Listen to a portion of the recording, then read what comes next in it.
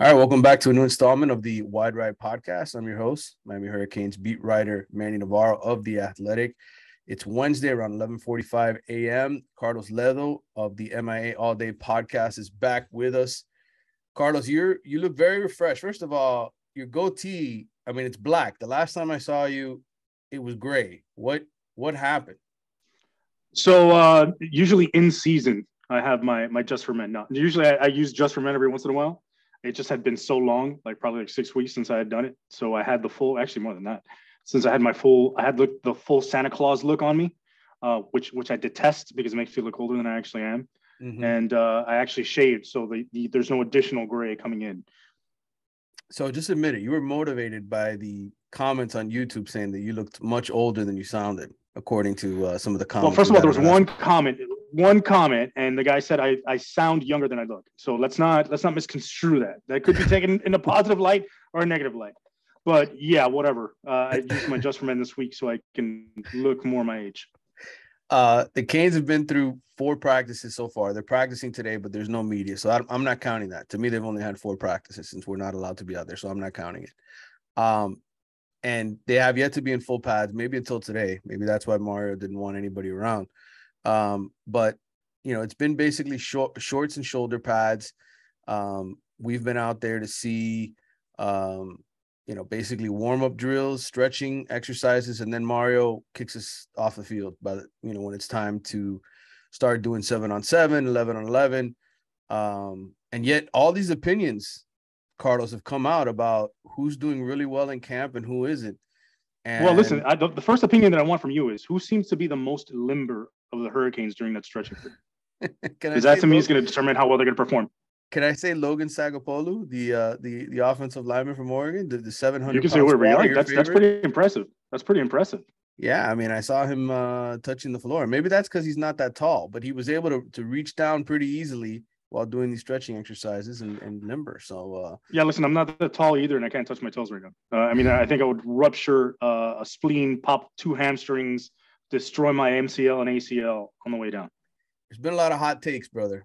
And you know, I heard somebody. What is new? What is new? This is the Hurricane fan base. I heard somebody saying, a reporter who was out there, a guy who's been around the team a long time, saying Ja'Cory Brown may not ever play quarterback here because he's been off on his accuracy the first couple of days. I was just like, how can we make any determinations about anything without seeing 11-on-11 or 7-on-7? Like, how can, like, that's why this season, you know, when this time of season, rather, when I'm out there, and I don't go out there often because if we're not going to see anything of value, I mean, I basically go out there to shoot video for the fans. That's what I do. I posted a 7-minute video yesterday of basically guys going through stretching and a couple of light drill exercises. But the reality is you can't sit here and say, oh, this guy's killing it in camp, man. He's rising up the depth chart. He's going to be the surprise. He's going to be this. He's going to be that. Because we're not seeing anything of value. And Mario wants it that way. He doesn't want us reporting what's going on in camp. Yeah. I think the closest anybody's going to get to anything, it's, Joe Zagacki and Don Bailey Jr., who are out there while they get to stick around. The media partners, the ESPNs of the world, ESPN, by the way, the ACC network, they will be at Miami tomorrow. So they'll get full access to everything and see practice and the whole thing. But to me, unless you're a radio or TV partner, you're just the media, the people going out there trying to report on this team and shooting clips, they're not going to see anything of substance. Now, you may see where a guy lines up, right, in stretching exercises, but even that, I know Mario's messing with guys. There's guys lined up in orders that, you know, have nothing to do with what the depth chart should look like. So that's why I find it all silly. And that's why I ask you as a reader and as a fan, and I know you're coming back from Disney and you're totally refreshed. What have you sort of gravitated? What's been your first thoughts coming off the first few days of practice? Is there anything that's even grabbed you? Well, first of all, my first thought is like, is it sad? Or what is your initial reaction to see that our last episode on YouTube has like 500 views, whereas the 7 minutes of people stretching and jogging has like 1,500? Like, what are we doing here? Like, it's actually over 4,000 this morning. Jesus! The views wow. of, yes, I mean, listen, we're not sexy enough as much as we may be working to look better for the camera. Yeah, but you know what the problem is? We need to stretch on camera. Maybe we need to like come out here in some biker shorts, maybe a full, like a wrestling leotard, Right. and just start stretching in front of the camera as we do the podcast, because maybe that'll get reviews up. Apparently that's what people want. Well, I can tell you this: our downloads, okay, on the podcast are still very, very good. Okay, and Well, because they don't have to see us. For some reason, people are still listening to us. Thankfully, I mean, it's obvious they don't want to watch us as much, but at least you guys listen, which I appreciate. But yeah, listen, man. As of right now, to me, there's really nothing interesting that's coming out of camp thus far. I mean, projecting the starters right now, projecting who's going to do what, all of that is still kind of in flux. And I don't think, I think much like last year, where I discussed this with you before the season, and that it ended up being true. The people that end up, or the guys that end up being in the starting lineup week 1 to 2 to 3 are not going to be the same guys that end up being in the starting lineup later in the season, because I think it's going to take time for guys to get acclimated and developed, especially those transfers and guys that came in late after the spring. And Mario's going to give those guys that were here during the spring and went through those phases of the workouts, the fourth quarter program and all that stuff, every opportunity to earn jobs early on. He's going to trust those guys early on more because they went through it, until these other guys that came here later can prove it, or, so far outperform the other ones in front of them on the roster and the depth chart that they get the opportunity. I think it's going to take a little bit of time, but I think mostly you'll probably see, by Texas A&M, maybe after Texas A&M, some shuffles in the starting lineups and the rotations, and you'll figure out who the guys are. I think more than anything, to me, moving forward, I think long-term, the vision this year, you're probably going to see a lot of guys play against Texas A&M, I think, because they want to see who has what against the best level of competition, right? You're going up against the SEC, one of the top 10 teams in the country, on the road. Let's throw everybody in the fire. Even if we win or lose, it really doesn't matter, because it's not about just this game. It's about the long term of the season, where we want to go ahead and play for that ACC championship game. So they want to figure that out early on against Texas A&M, and then load the box, as they would say, against Clemson, because at that point your wheels are rolling. You've got everybody in place. Your rotations, got them down tight, and who can contribute what. And you want to throw guys in early in the season against a big time opponent that it doesn't really matter in terms of the long-term goal, whether you win or lose that game, but it's more of, okay, let's measure up. Let's pull out the measuring stick. Let's see who's got it. Who's a hurricane, who's really got the goods for us, and who can we count on long-term, whether it be a young guy or an older guy. Well, I think normally I would agree with you if Texas A&M was the first or second game, but I think they've got enough games, the first 2 warm-ups, against essentially Bethune-Cookman and Southern Miss, to kind of weed out who they really want in their rotation for that Texas A&M game. And, Kevin Steele has said this when he talks about his defense. He's not just going to play guys to play guys. Like, he wants to win games, and 18 to 22 is kind of the number in his head that he's going to be at as far as guys he'd like to get on the field. Now, could you do that against Bethune-Cookman where you play 30 guys on defense? Absolutely. Could you do that probably against Southern Miss? Maybe it's a little less. Maybe it's 25 guys. But I think by Texas A&M, things will be tightened up on that side of the ball. And I think offensively, it's the same thing. I mean, you're obviously going into a season where you want to take a good look at your receivers early on. You want to see who those deep threats are going to be. That's a position you're going to rotate a ton. I think running back, you'll see 4 or 5 guys ultimately get carries there the first couple of games, just so you can see what Javonte Citizen can do. You can see where Thaddeus Franklin is, and where Don Chaney Jr. is in his comeback from that knee injury.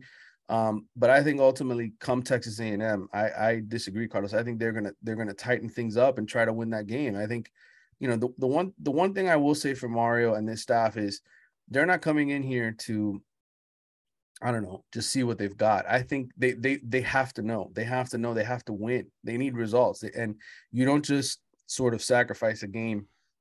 I understand your point, right? Right. I don't. To me, it's not about sacrificing a game, and it's not about going in there with the mentality of losing the game to find out what you have. That's not the point. The point is you're not going to get a good look against Bethune-Cookman. You're not going to get a good look against Southern Miss. So if you're going to rotate guys within that 18 to 22, like you said, on defense, you're going to want to see those 22, maybe expand that to 23, 24 against Texas A&M to see what you really have down the road. So if maybe you could swap some of those guys within that rotation that you're planning down the road, and then tighten that from that 22 to maybe 18 that are core guys moving forward that you can count on. Same thing on offense. You could rotate 3 or 4 running backs, but if you see that one guy doesn't have the goods against a team like Texas A&M, if you see a receiver that can't get open, can't get off the line of scrimmage, can't handle an assignment in that kind of an environment, then that guy gets eliminated from the rotation, and now you're down to a tighter rotation moving forward from that game on. And I think you'll see some of that in the first half, and you'll definitely see the rotation tighten up in the second half. And I think, to me, when I say it doesn't matter if you win or lose, from the long-term vision of the goal of getting to the ACC championship, it doesn't matter if you win or lose that game, just like it didn't matter if you lost to Alabama last year in the long-term vision of what that was last year to get to the ACC title game. And I think it's a better measuring stick of what these guys have against Texas A&M than it is Southern Miss or Bethune-Cookman, because Jesus, maybe you and I can look good against Bethune-Cookman. Probably not. More than likely not, but whatever. I'm pretty sure we wouldn't look good against anybody out there, Carlos. We're in our 40s now. Listen, I refuse to say. I think we could look good against Duke. All right, maybe all right. Duke. Maybe Duke. Yeah. So look, these first couple of days of camp, all I can tell you, the most important storyline is everybody's out there. Outside of Zion Nelson, who again, he had the surgery. Now it's 4 weeks ago, not 3 weeks ago. It's 4 weeks ago. He said he'd be out 6 to 8 weeks. He's going to miss the bulk of camp. He will come back at some point, though, and you will see him essentially move back into that left tackle role. I think, no matter what John Campbell does, no matter what Jalen Rivers looks like, I think a healthy Zion Nelson, fully recovered from a knee scope. Okay, it's not like a torn ACL. It's a knee scope. It's taking cartilage out of there. I think he will be your left tackle, and then everything else will sort of shift in place. So yes, they have been playing musical chairs, and I told you guys last week on this podcast that what Alex Mirabal had told me on media day, which is you're going to see different guys there. You're going to see Jalen Rivers. You're going to see Justice Oluwaseun. You're going to see guys sort of move into that role besides John Campbell. So ultimately, the best five are going to be on the field. They're going to be physical, and there'll probably be a couple of backups that get into the rotation. I would say right now, if I had to guess, it would probably be Logan Sagapolu and Justice Oluwaseun. And that's because they've been in the system since spring. And, I know Miami picked up Jonathan Dennis from Oregon, but he wasn't here this spring. So to me, he's further behind. So I would say, once Zion comes back, they'll be fine. To me, one of the interesting things is I think you've got a pretty good rotation at the tackle and guard spots, especially with a guy like Jalen Rivers that could swing inside and outside. And again, another guy like DJ Scaife, they can do the same, although I prefer him at guard as opposed to tackle because he's been a disaster at tackle. And John Campbell, who can hold it down at left or right tackle. And then you've got a guy like Sagapolu who can come in, and Oluwaseun that can back those guys up within those spots. My thought process, my concern is who's the backup center, right? If Ja'Kai Clark goes down, who's going to be that guy that slots in? Because we had that situation last year with Corey Gaynor going down. Not that Corey Gaynor was doing that great of a job, but he was an experienced guy at center. And thankfully, Ja'Kai Clark was ready to step in and do that stuff, and he had game experience. Now it's a little bit different. There's not another guy in the roster that's actually taking snaps at center that can step in there if something happens to Ja'Kai Clark, or if he's ineffective. Well, I will tell you, and I can look up the notes here from my conversation. At some point, I'm going to write this in The Athletic, but Mirabal essentially said he's got about 4 or 5 different guys that can play center. Jalen Rivers is actually taking snaps at center. Obviously, Sagapolu is taking snaps at center. Who else? DJ Scaife is taking snaps at center. He doesn't go into a season without 4 or 5 guys that he feels confident can play the center position because of how important it is to be able to call out where the pass rush is coming from, the blitzers, etc., who's picking up who, directing traffic. So in this cross training that they do, there have been guys that have stepped into that center role and taken snaps there. Now, are they going to spend all of camp doing that? No, that's what the offseason is for. When you're in camp, you're already, listen, we're less than a month away from the start of the season. They're looking at guys at specific spots, as far as who would be option B, option, C right away, like as soon as somebody goes down. So I think there is sort of a locking in place, but we're not privy to seeing it. And I'm not going to sit here and tell you that, watching guys do some combo blocking drills is going to tell you, or seeing guys where they line up when they're going through drills with the media still on the field, where it's base stuff, where it's not even like, anything serious where anybody's hitting. You can't really deduce what's going on there. So I can just tell you what Alex Mirabal said. And, in the end, the 5 best guys are going to be on the field. I still believe that come Texas A&M, which is the most important game of the season in the early going, Zion Nelson will be your left tackle. Jalen Rivers will be your left guard. Ja'Kai Clark will be your center. Your right guard will be DJ Scaife, and John Campbell will be your right tackle. That's just my opinion. That's what I think can end up happening. So, and you can see all that at The Athletic on my, camp preview, where I've got every sort of position breakdown. we're gonna get to a mailbag. We got about 6 questions that I allocated, but I wanted to ask you about the locker rooms, Carlos, the temporary $7 million locker rooms that Rudy Fernandez told me about way back in March, April. In the end, Miami's going to end up spending well over $100 million to build this new football home in the next 3 to 4 years. It's going to have a full-sized indoor practice facility. It's going to have unbelievable, state-of-the-art weight room and locker rooms and all that. But I did share a video clips of what the kids were putting out on Instagram. I kind of cut one up and shared it on my Instagram account of Corey Flagg sitting at his locker and a few of the other guys. What did you think of the temporary Canes locker rooms? I mean, as far as temporary things go, that's fantastic. But I mean, even still, I think it's on par with a lot of those locker tours that you see on YouTube that I've watched on YouTube. The setup is beautiful. Obviously, they went all out and they went with a really nice setup, but I'm pretty sure they held back some of the stuff that they want to put into the new facilities, you said, because this is only going to be a temporary setup. They did it nice enough for them to be happy with it, to be able to show it off to recruits, because that's really what it's all about. They wanted to have some sort of a tool to show recruits that, listen, this is the type of stuff you're going to be using, the facilities you're going to have when you come here, and eventually it's going to be even better than this, to put that image in their brain and show them that we are serious about it. Not only are we serious about putting resources into this program, we're so serious about it that we're going to build something at $7 million and immediately tear it down in a couple of years. That's how serious we are about spending money, my friend. Right. We don't play around. This is actually the most Miami thing they could have done. Like, in terms of the Miami, the city and the culture is, yeah, let's spend $7 million. Now get rid of it. Yeah, I mean, and Rudy told me, this is the way the big boys operate. You have to, be ready to refresh what you have. And, you don't just sort of settle in and say, well, we built this. We just spent $100 million 5 years ago to build this. No, you're constantly sort of upgrading. You're constantly sort of keeping up with the Joneses. Because when these kids come to your campus, the best players in the world, best high school players that want to come play for you, or Alabama or somebody else, you have to be able to show them something that is just as high, level as what those guys have. And I think it looks like it. I think it absolutely does. And I think it's right on par with that kind of stuff. And I can't wait for the final product when they build that $100 million facility and see what it all ends up looking like. But it's great that these kids finally get to experience something like that at that level. And it's going to help the program tremendously in the short term in terms of recruiting and showing, listen, we are going to spend, and it's not just, us talking about it. Look at us out here, what we're doing. To me, the other interesting thing is I would love to see what their plans are for the locker room at Hard Rock. Are they going to go in there and put something similar in there, so they can also feel like they're still at home, right? Like they have their own facility there at Hard Rock that they can show off and say, yeah, we're in an NFL stadium. This is a Dolphin stadium, but we have our own section here that looks just like what we have at our practice facility, or maybe even better. Look at this. This is where we get ready to play games. And it's high class, top of the notch, just like the NFL team across the way. We can show you their stuff and it looks just like ours, or maybe ours is even better. Well, here's what I'll tell you about that.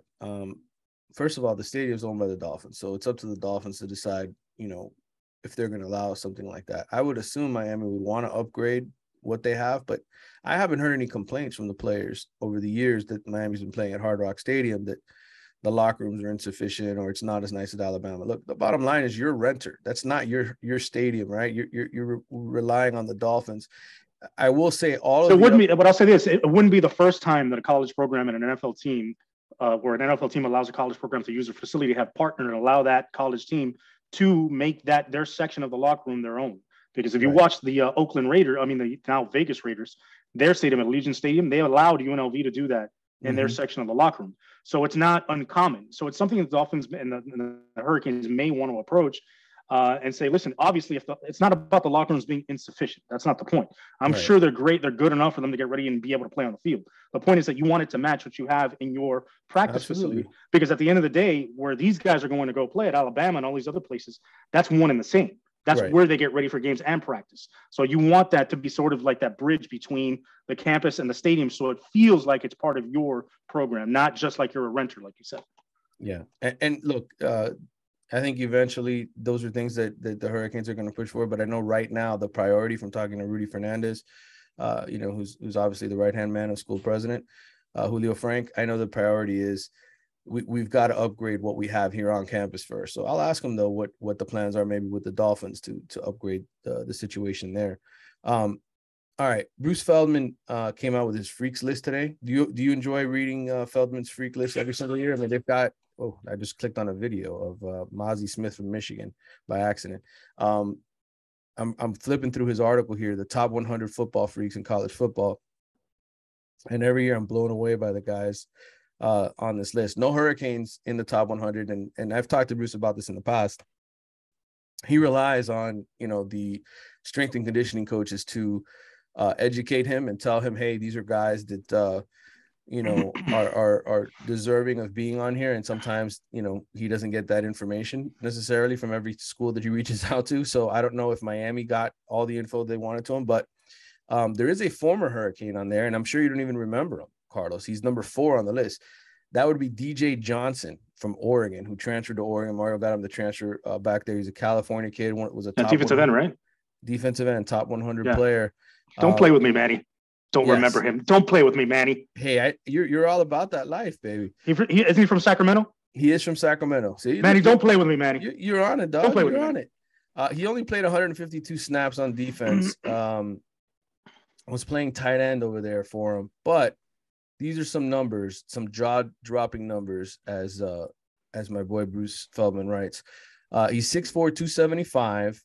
He ran 22.88 miles per hour on the GPS, and he's a 455-pound bench press, 655-pound sumo deadlifter. So there you go. Sumo deadlifter. So that's when they deadlift in the diapers. In the diapers, correct. That's like the sumo wrestlers. Correct. That's what they do. So DJ Johnson is a top 4 player on Bruce's list this year. Former Hurricane. No Hurricanes, but a former Hurricane on there. Actually, a couple of Oregon players on there. So Mario can certainly recruit freaks. Now, I will say the more important thing is, who should Miami be afraid of, right? Because there's some guys on their schedule this year that are tough. 3 Clemson defensive players. You want me to read you the bios here? Go right ahead. Miles Murphy, defensive end. Okay. Last year, 14 tackles for loss, 6'5", 275 pounds. Bench press is 405 pounds. Power cleans 335 and deadlifts 505. He's got a vertical of 35 inches, and he ran a 4.5 in the 40. You're talking about a man that is 6'5", 275, running a 4.5 in the 40. Now, of all those numbers, what is the one that impresses you the most? Is it the 4.5? Yes, the 4.5. How do you move that fast? That's a receiver type speed. Yeah. The most impressive number that you read off there to me is a 335 power clean. Have you ever tried power cleaning? No. I mean, when you say power cleaning, I think of having that high powered. The pressure washer? The pressure washer. That's my power cleaning. Yeah. No. That's what I do too. That's the only power. I power clean 10 pounds, if that's the case. But power cleaning is where you snatch it and you catch it. That is incredible because you not only have to lift the weight, you got to flip it and have enough wrist strength to be able to bend that bar back in your wrist like this and catch it and have that lower body and upper body strength at the same time. It's impressive that a D lineman can run a 4.5, but remember, their thing is really more short burst, quick contact. So for me, that power clean number, that strength in the lower and upper body working together to lift through somebody and get them in shed, that to me is more impressive. And also knowing how hard a power clean is. He's not the only defensive lineman Miami faces in the top 10. We talk about the offensive line, right, and how good they are. They're going to be challenged this year. There's some good defensive linemen that are about to take on Miami. I know there's probably some A&M guys on there. Oh, there's none in the top 100, but A&M had the number 1 class in the country. They signed 8 of the best defensive linemen in the country. Now, the thing is, they're all babies. They're all freshmen. This guy's not a baby, and he's not a freshman. Kalijah Cansey out of Pitt. He was all ACC last year, okay? He's undersized, 6 feet, 282 pounds. Out of Miami locally. So this was one of those kids that got away, right? Because Miami maybe didn't recruit him that hard. But Charlie Partridge, hell of a recruiter, knows how to produce defensive linemen. Anyway, Cansey earned first team all ACC honors, 13 tackles for loss and 7 sacks last year. Reminds Pat Narduzzi of Aaron Donald. Cansey has been clocked running a 4.69 in the 40. And he's got a vertical jump of 31.5 inches, bench pressing 425 pounds. That's a lot for probably a long-armed defensive lineman. Yeah, that's impressive. Who else do we have on this list? Let me scroll through here. Brian Breezy, who was the number 1 recruit, if I'm not mistaken, in recruiting not too long ago. Another Clemson defensive lineman, 6'5", 310. Former 5-star recruit, as I mentioned, third team All ACC last year with 3 tackles for loss. Was limited, was hurt. Breezy benched 435 pounds, power clean 330, deadlifted 585, vertical jump of 30 inches, and he ran a 4.7 in the 40. It's 300 pounds. He's running a 4.7. Yeah, that's pretty impressive. But again, another 330-pound power cleaner. That dude is strong. And 585 in the deadlift. Whew. Now, the thing about these freaks, though, is it's good that some of these guys that you're reading off, they're not only strong and freakishly athletic, but they've produced some, right? Because normally a lot of these guys, what you'll have is like an old saying that my friend used to tell me, a former football coach, looks like Tarzan, plays like Jane. You get a lot of that. You get a lot of that. Good guys that look great in the pads, boy. You want that dude to be the first one off the bus, scare the other team, have everybody shaking in their boots, and then keep him on the sideline because he sucks. Georgia Tech has somebody on this list. Georgia Tech's a bad football team. But they've got one kid who's on here, Keon White, a defensive lineman. Was very like good. The 6'6" guy? Very good at Old Dominion, yes, if I'm not mistaken. He was only 265 pounds. I think he had an ankle injury, didn't play. He's 6'4", 290. Okay. Ran 21 miles an hour.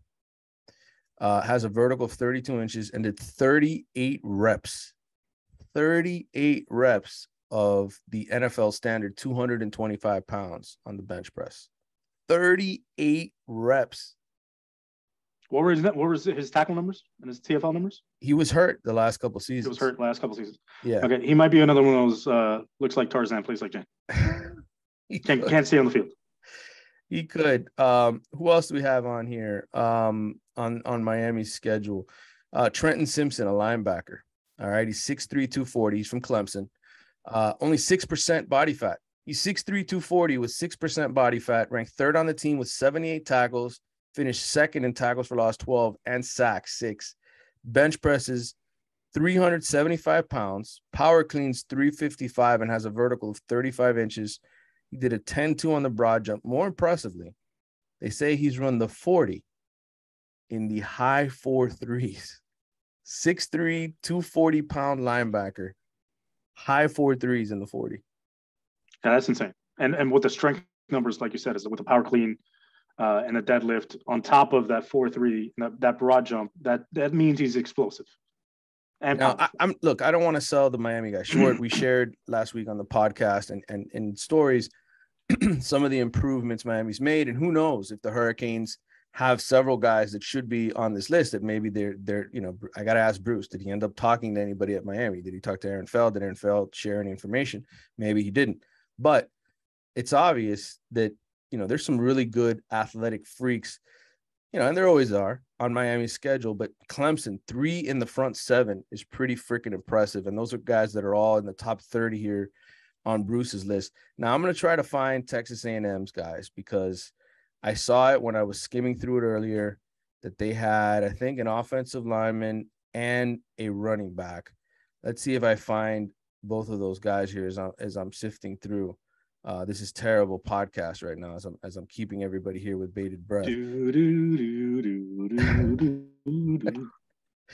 There are 2 Texas A&M guys, and I just can't find them as I'm sifting through here. Let me go back. I think they may have been in the top 50, and I may have just overlooked it as I was blowing past this. Well, to me, and the impressive thing, like you said, the Clemson guys are in their front 7. They're on the defensive side of the ball, and that's definitely not where they had their issues last year. All their issues were on the offensive side of the ball.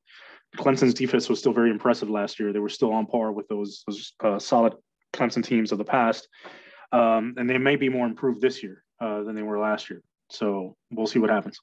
All right, I found Texas A&M offensive lineman Bryce Foster. Okay, back in high school, he could bench press more than 400 pounds. He's 6'5", 325 pounds now. He's a sophomore, an elite shot putter. Let's see what else. Last year, Foster started all 12 games for the Aggies as a true freshman and made the conference all-freshman team. So there you go. He's an elite shot putter, and he's 6'5", 325 pounds, bench presses over 400. So there you go. Miami's going to have a nasty, probably interior lineman to have to deal with at Texas A&M, who's a freak.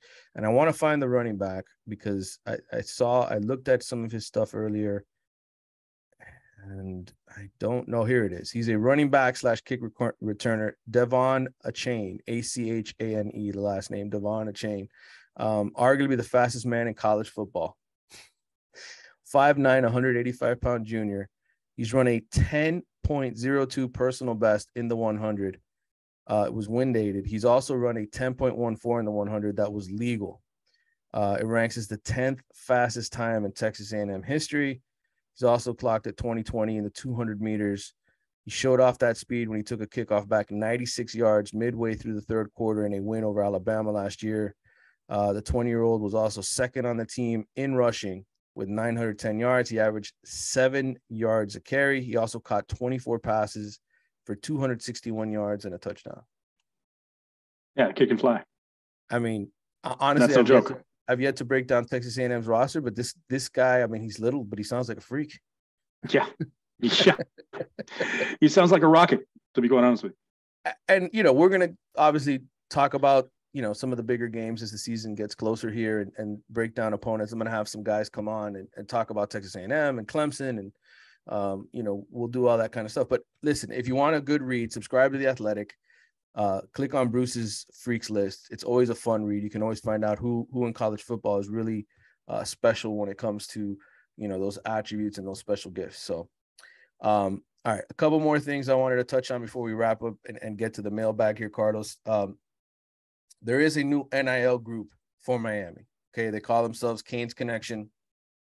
A couple of business executives have basically started it. Zach Bird, Brian Goldmeyer. Fundraising professionals, over 30 years of experience, $500 million raised in funds in their careers. And they're basically partnering with Shadow Lion.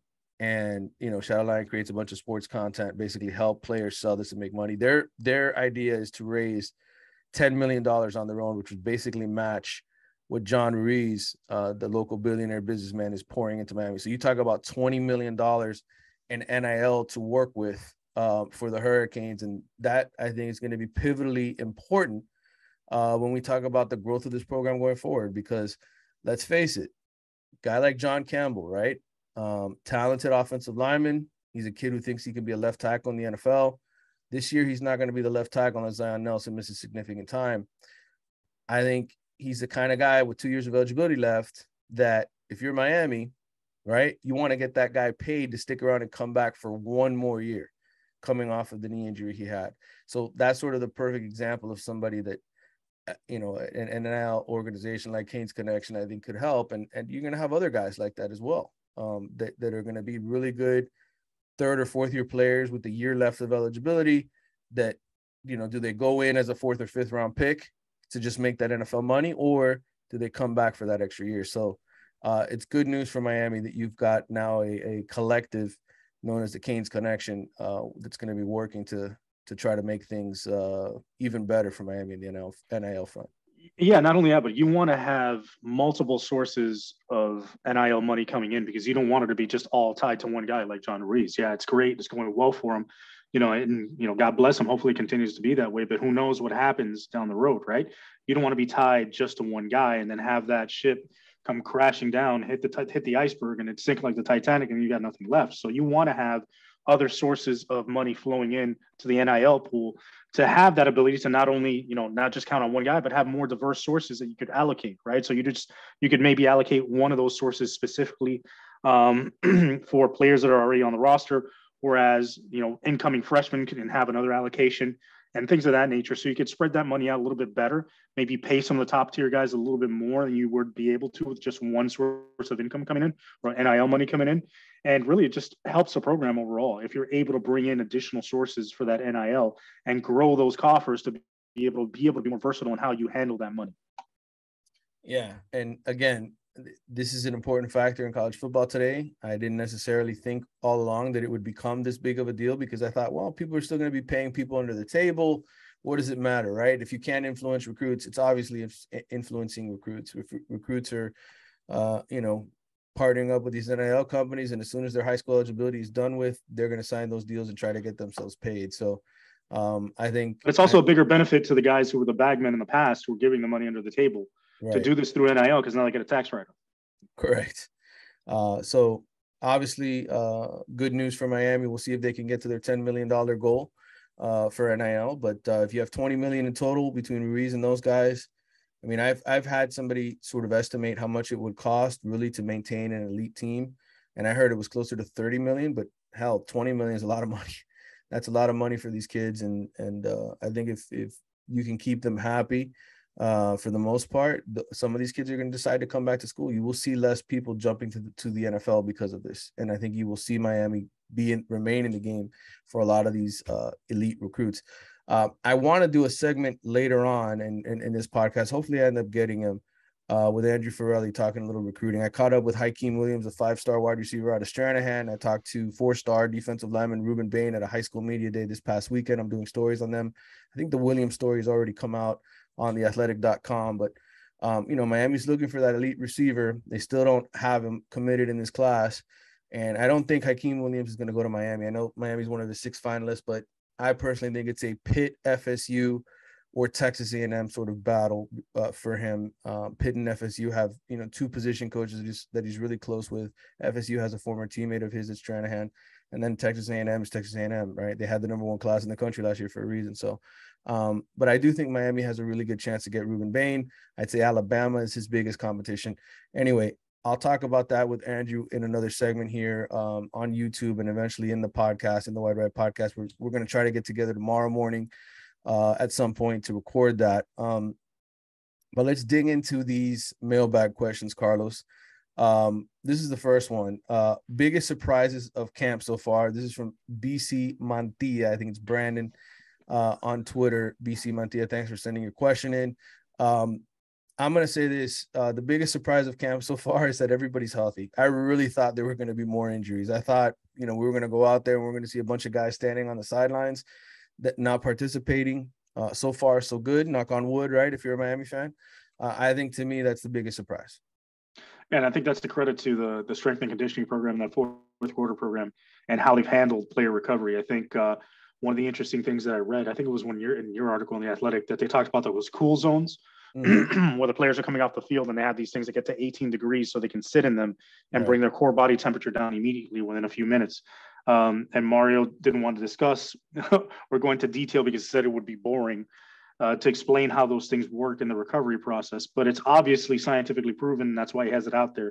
And as he said, he's going to use every single opportunity and every tool that he can to try and gain an edge. If that means that as you come off the field, he's aiding your body recovering by giving that cold blast, which a lot of people use in their private life. There's a lot of guys that are sort of self-help gurus and things of that nature who use cold tubs, where they'll use that technique of jumping in water that's 30 degrees or less, bouncing in and out of that, and then going to a sauna to help their body recover and reduce inflammation. So I think that's one of the reasons why they use that as well.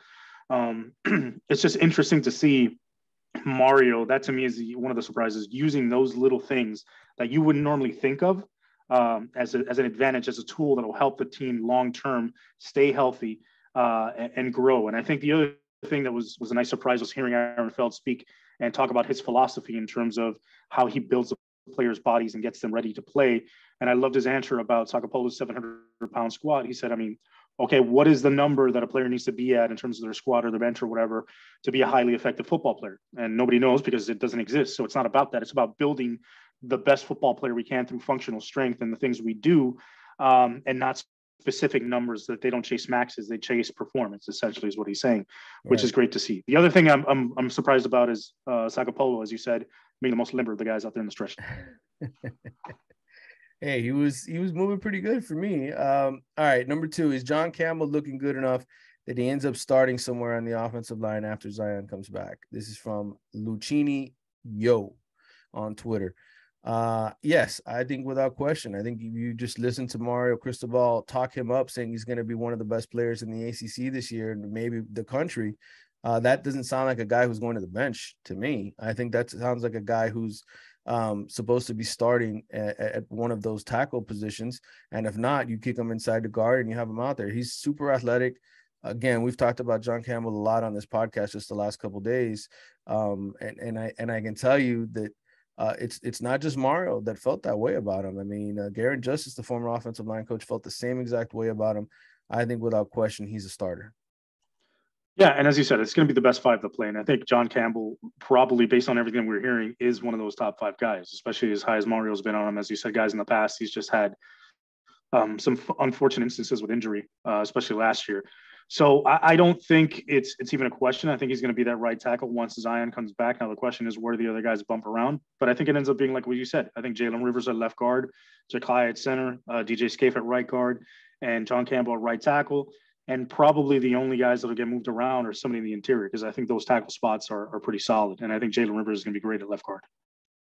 Yeah, I think the offensive line is going to be very good. All right, should we still be concerned about linebackers, or are they good enough with the recent additions? This is from Ariel Marin 38 on Twitter. Ariel, I don't think, I was worried about linebacker because I kept picturing it in last year's scheme, right, where they're shooting the gaps, they're being aggressive, trying to make tackles for loss, and then exposing the secondary to a lot of tough one-on-one situations. That's not the scheme that Kevin Steele is going to play here. I think, as you and I talked about, I think on the last podcast, Carlos, they're okay with giving up a 2-yard run or a 3-yard run. They're not going to be hunting for TFLs every single play like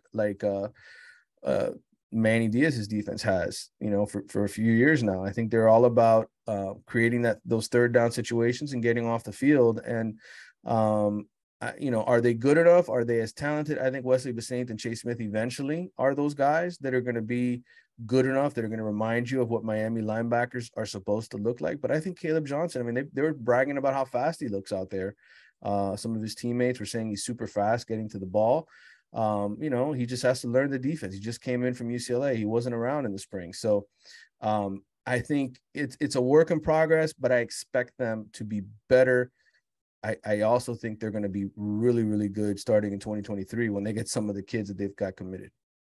Well, I think the good news here is the bar is very low because they were so terrible last year. So yeah, they're going to be better. I think it's pretty obvious they're going to be better. They can't be any worse than they were last year. But I think it's not going to be. I don't consider it a position of strength on the team. I think it's still a question mark.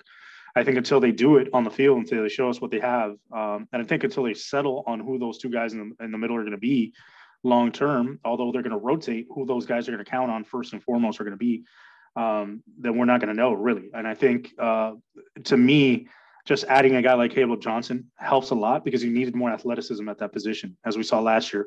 Corey Flagg had a nose for the ball, had good instincts to go to where the play was going, but he just didn't have the athleticism to close and finish plays a lot of times, and would get beaten pass coverage a lot, and had a hard time even chasing quarterbacks down around the edge. So I think having Caleb Johnson there will help a lot. And I think you just need a guy that plays next to him that's just as athletic and can meet the ball and knows where to go and understands the defense. If you have that, then I think they'll be solid. And I think the improvement on the defensive line as a whole, although the pass rush may not be as great as it was last year individually, I think as a collective, that defensive line is going to be better than last year. No, I think the front four, I mean, that's where you have a ton of depth, and I think they're much, much improved. All right, this is number 4. What's the role on game days for Jason Taylor, DeMarcus Van Dyke, Ed Reed? Do you think they'll be on the sidelines? What's the actual rule on that? This is from KY Kane 23, which I'd assume is for Kentucky Kane. Good question. I don't have an answer for you as far as what the rules are, because they have constantly, it feels like they're in flux all the time, right? Like Jason Taylor wasn't supposed to be on the field at practice based on the way the rules were written before. Now he's on the field in practice. DeMarcus Van Dyke, he's been on the field for practices. Ed Reed, he's been on the field. He was out there for the first time on Tuesday. I shot some video of him, and you see him out there talking, hanging out with the DBs. I don't know what the rules are exactly. I have to get updated on that. Bad report. I imagine if they could be on the field for practice, they could be on the sideline for games. Right. But will they have a headset on? How much can they be involved in the actual coaching? I don't know the specifics of all that. Yeah, I don't think they can have a headset on. I think that's only for actual position coaches and coaches that can actually have the headset on. Analysts and consultants aren't allowed to have headsets, I believe. Well, I think analysts are. I just don't think they're allowed to coach. In other words, they can't physically be on the field coaching. Anyway, we will try to get an answer for you, KY Kane 23. Before camp is over, if I can get Mario at some point to answer that question, to provide a little clarity of how all of that works and what the rules are. And I'm hoping that's Kentucky and not something else. Right. KY. Mr. KY, right?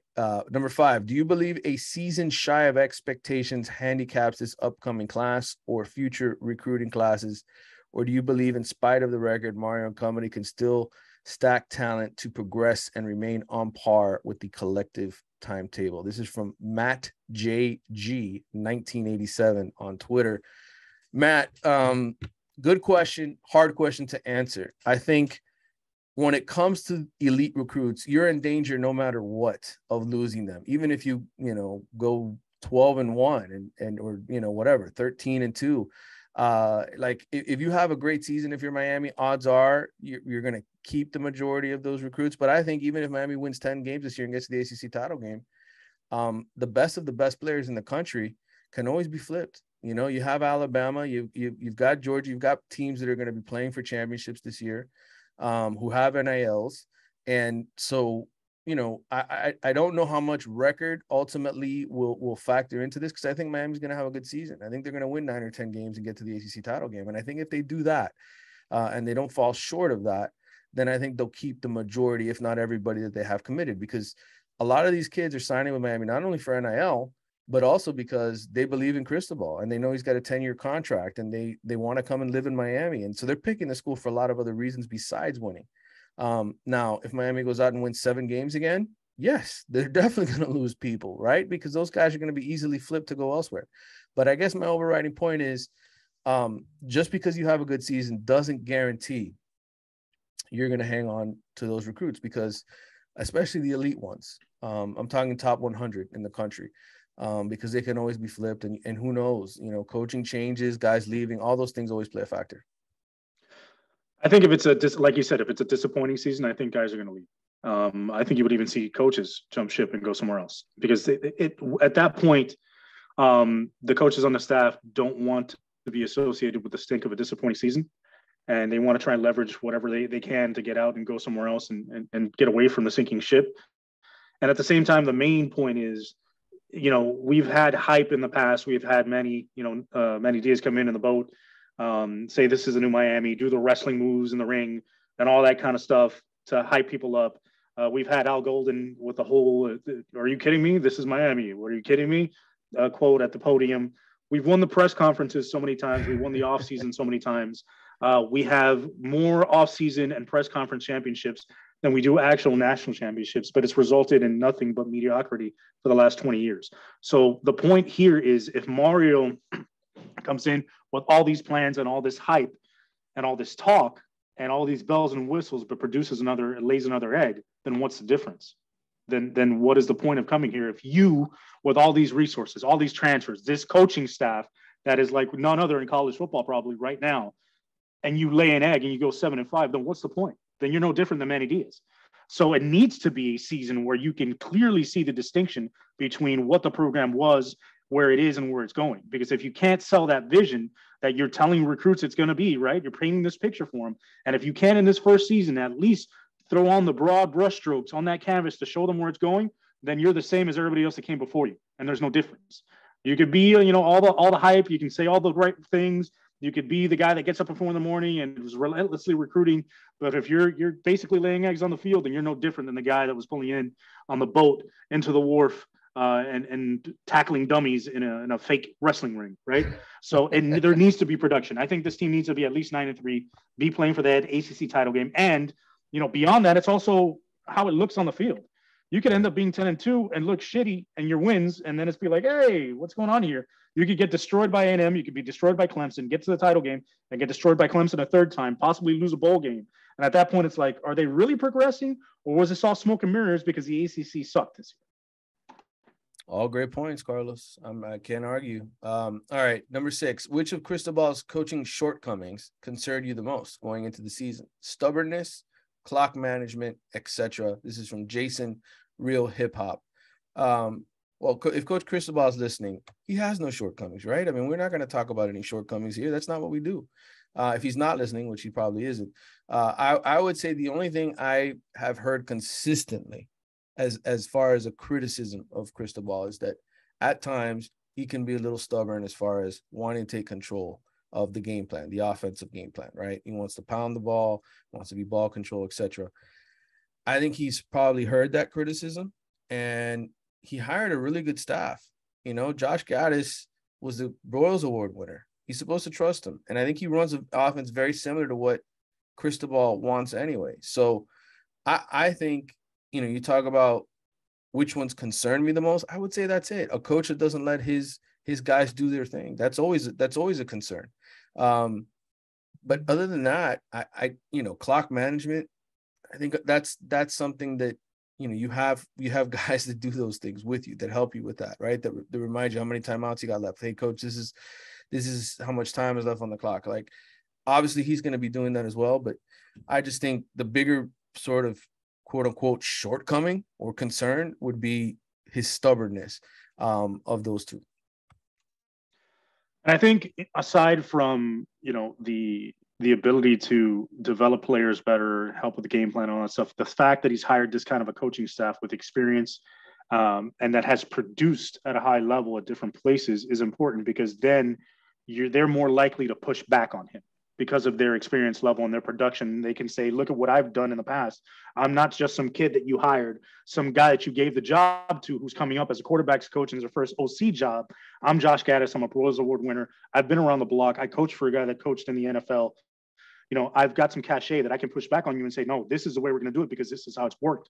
And he can trust that, right? There's always going to be some level of needing to build that trust over the course of the season, but they're more likely to push back on him. You know, Josh Gaddis, Kevin Steele, Charlie Strong, all these guys that have been there and done it before can push back and give different opinions and create a collective, you know, an exchange where they can have a different set of ideas, where it's not just Mario's way or the highway, where they can actually sit and hash things out.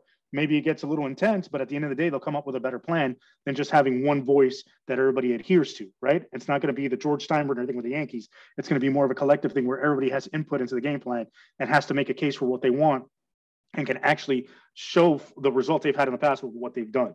And I think that's important. Not only that, but I think because you have those experienced guys on the staff, the stuff like clock management, you know, in-game situations becomes easier to deal with because you've got these guys that have done it before at different places. So you could come up with a better game plan as a whole, as opposed to just relying on Mario to do that himself. All right.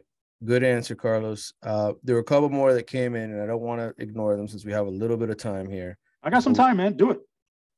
This is from Canes fan Duke on Twitter. What position group has stood out thus far during the first few practices, which has been the most lackluster? Well, again, I go back to the top of this conversation, which is, what are we really watching? Stretching and drills. I would say this, coming off of conversations that I've had with coaches, okay, about which groups have maybe improved the most since the spring and look really good in the weight room. Kevin Steele, again, acknowledged that cornerbacks is probably the group that's grown the most. Okay, you think back of the breakdowns that Miami had last season in coverage. You look at Corey Couch's body, the improvement he's made putting on weight. You talk about adding Darryl Porter Jr., a guy who was a 12-game starter at West Virginia last year.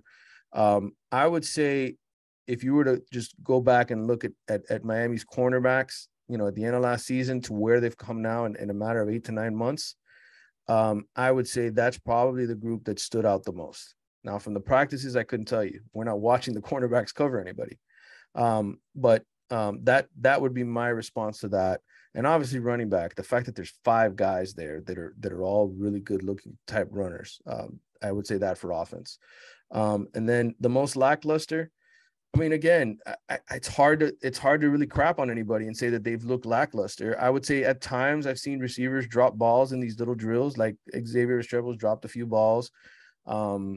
You know, other guys have had balls fall off their hands. But again, we're not seeing 11 on 11. We're not watching 7 on 7. So I'm not going to sit here and BS you and tell you somebody's looking lackluster. I would say that's the biggest question mark on the team. You know, who emerges among the receivers and plays consistently. And then linebacker, that'd be the other spot. But you can't answer this based on performance. Yeah, I agree. I think until we see somebody or we hear what happens in that first scrimmage and we get some actual information, I think all that's just, you know, kind of speculation. Correct. And this is the last one. This is from Mr. Caned. That would be CANED 5150.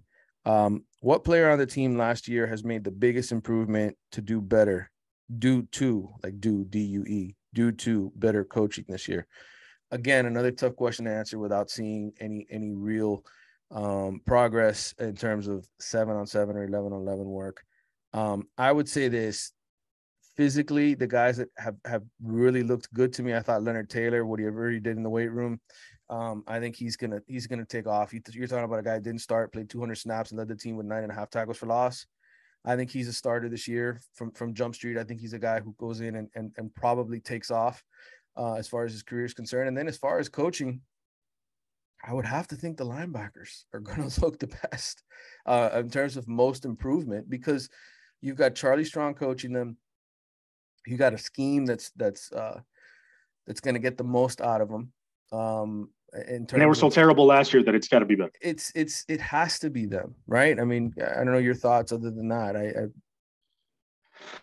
I agree, and to me, I'll pose it a different way. Like, who do I think is going to be a guy that jumps out early on, that looks different during games when the bullets start flying? We actually start seeing them perform on the field in real action. I think Jafari Harvey, from everything we've heard from the spring to now, is going to be one of those guys. I think Mitchell Agude, like you've been saying for a while, is going to be a guy that's going to impress on that defensive line. I'm interested to see what Caleb Johnson does. I want to see if Tyreek Stevenson takes another step and becomes that leader on the defense. I think he's going to be improved also.